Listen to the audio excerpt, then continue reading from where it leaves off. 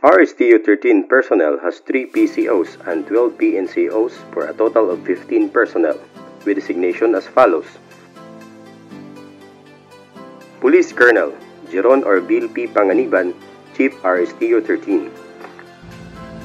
Police Lieutenant Colonel Edward T. Eusebio, Assistant Chief RSTU-13. Police Captain Rosareta C. Palge, PARM PCO.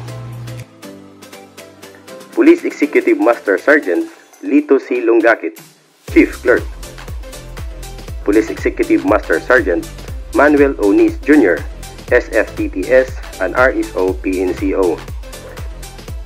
Police Chief Master Sergeant Veronico P. Tilin Jr., PARM, Operation and SBL PNCO. Police Chief Master Sergeant Journal M. Amarile, Tactical, Non-ACAD, Course Coordinator SSSD and RSPNCO. Police Senior Master Sergeant Ryan G. Delia, ACAD, PCR, Delos and IEO PNCO. Police Senior Master Sergeant Krusty Sher G. Asarcon, SSC, MWD and Finance PNCO. Patrolman Jaime P. Hineta Jr., Assistant SSSD and Assistant SFTTS PNCO. Patrolwoman Catherine M. Villarino, Farm Action and Plans PNCO.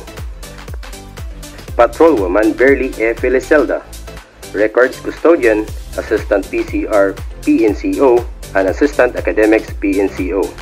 Patrolman Rodrin E. Doqueros, IT and Assistant Logistics PNCO.